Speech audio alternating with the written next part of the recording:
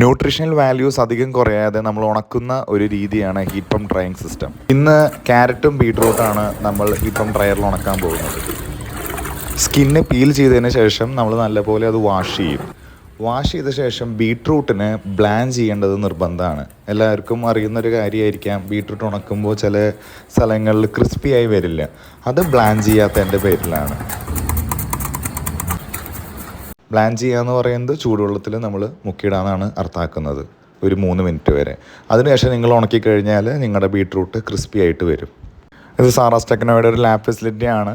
മസാല പഠിക്കാൻ താല്പര്യമുള്ളവർക്ക് ഇതിൽ സ്ലോട്ട് ബുക്ക് ചെയ്ത് ഇവിടെ വന്ന് മസാലകളുടെ ട്രെയിനിങ് അറ്റൻഡ് ചെയ്യാവുന്നതാണ്. 4 പേര് ചേർന്നതായിരിക്കും ഒരു ബാച്ച് എന്ന് പറയുന്നത്. ബുക്ക് ചെയ്യാനുള്ള നമ്പർ ഡിസ്ക്രിപ്ഷനിൽ കൊടുക്കുന്നുണ്ട്. എല്ലാവർക്കും നമസ്കാരം. ഇന്ന് നമ്മൾ ഹീറ്റ് പമ്പ് ഡ്രയറിൽ നമ്മുടെ ബീട്രൂട്ടും ക്യാരറ്റും ആണ് ഉണക്കിയിട്ടുള്ളത്. അപ്പം നിങ്ങൾക്കത് കാണിച്ചു തരാൻ പോവാണ്. അപ്പം നമ്മളിത് ഇനി പൊടിക്കാൻ പോവാണ്, ബീട്രൂട്ടും ക്യാരറ്റും. ഇതിപ്പോൾ ക്യാരറ്റാണ്. പിന്നെ ഒരു ഡ്രൈ എന്ന് പറയുന്നത് ബീട്രൂട്ടാണ്. ഈ ഡ്രയറിൻ്റെ ഒരു പ്രത്യേകത, സാധാരണ നമ്മളിത് ഉണക്കിക്കഴിഞ്ഞാൽ ഇത് പഴയ പോലെ ആവില്ല. പക്ഷേ ഈ ഡ്രയറിൽ നമ്മൾ ഉണക്കിയത് വെള്ളത്തിലിട്ട് കഴിഞ്ഞാൽ നിങ്ങൾക്കിതിൽ കാണാം, ഇതിപ്പോൾ ഇത് വെള്ളം അബ്സോർബ് ചെയ്ത് തുടങ്ങി.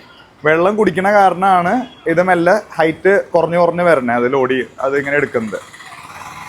ഇത് താഴത്തോട്ട് വരുന്നത് അത് വെള്ളം കുടിക്കണതിൻ്റെ ഭാഗമായിട്ടാണ്. ക്യാരറ്റ് ഇപ്പോൾ ഒരു 3 കിലോ ആണ് നമ്മൾ ക്യാരറ്റും ബീട്രൂട്ടും ഇതിൻ്റെ അകത്ത് വെച്ചിട്ടുള്ളത്. ഇനി നമ്മളത് നമ്മുടെ മിക്സിയിൽ നമ്മുടെ പൾവറൈസറിലൊക്കെ ഇട്ട് പൊടിച്ച് പാക്കറ്റ് ചെയ്ത് വെക്കാൻ പോവാണ്. ഇനി ഇത് വെച്ചിട്ടായിരിക്കും നമ്മൾ ബീട്രൂട്ടിൻ്റെ പുട്ടുപൊടി, ക്യാരറ്റിൻ്റെ പുട്ടുപൊടി നമ്മൾ ഡെവലപ്പ് ചെയ്യാൻ പോകുന്നത്.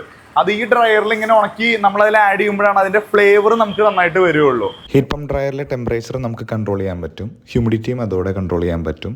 സിംഗിൾ ഫേസ് ആണ്. 2 കിലോവാട്ട് മുതലാണ് സ്റ്റാർട്ട് ചെയ്യുന്നത്. 16 ട്രേസ് ആണുള്ളത്. നമ്മളത് കുറച്ച് നേരം വെച്ചിട്ടുള്ളൂ. ഞാൻ നിങ്ങൾക്ക് അതിൻ്റെ ഒരു ഔട്ട് കാണിക്കാൻ പോവാണ്. ബീട്രൂട്ട് ഉണങ്ങിയതാണ്, പഴയ പോലെ ആയിട്ടുള്ളതാണ്.